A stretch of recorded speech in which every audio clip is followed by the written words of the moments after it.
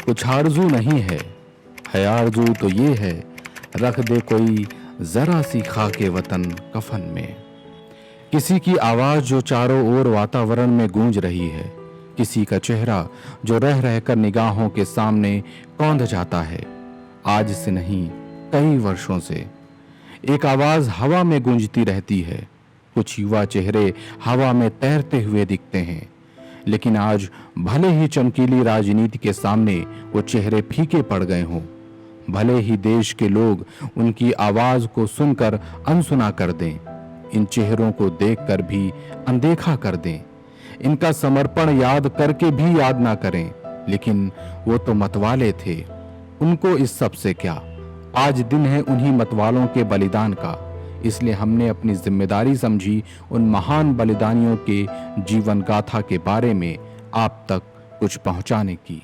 हालांकि मां भारती के इन वीर सपूतों के बारे में कुछ भी पढ़ना या कुछ भी लिखना समुद्र से एक बाल्टी पानी निकालने जैसा है, क्योंकि उनका जीवन तो उस समुद्र के समान है जो अथाह है, असीमित है और अमर है। जी हाँ, हम बात कर रहे हैं भारत मां के महान सपूत अमर बलिदानी भगत सिंह, शिवराम राजगुरु और सुखदेव थापर की।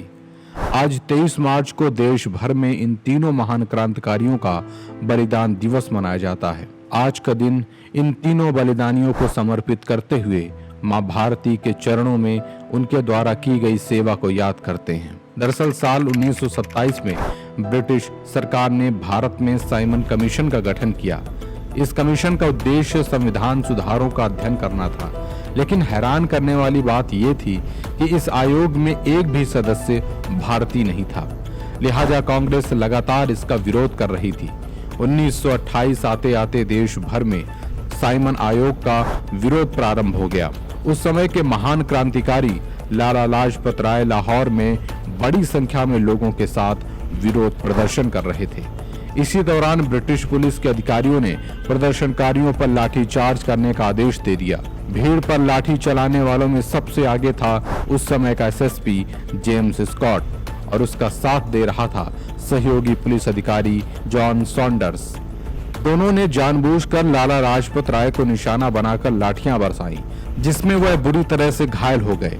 जांच में बात सामने आई कि लाला जी के सीने में चोट के गहरे निशान हैं। ये चोट लाठीचार्ज के दौरान ही उन्हें लगी थी। चोट लगने के करीब 14 दिनों के बाद 17 नवंबर 1928 को हृदयघात से उनका निधन हो गया। लाला लाजपत राय जी के निधन से सबसे अधिक प्रभाव भगत सिंह, राजगुरु और सुखदेव पर पड़ा। तीनों क्रांतिकारियों ने उनकी मौत का बदला लेने की योजना बनाई। योजना के अनुसार भगत सिंह, राजगुरु और सुखदेव ने 1928 में लाहौर में लाला लाजपत राय पर लाठियां बरसाने वाले ब्रिटिश पुलिस अधिकारी जॉन सॉन्डर्स को गोली मारकर उनकी हत्या कर दी।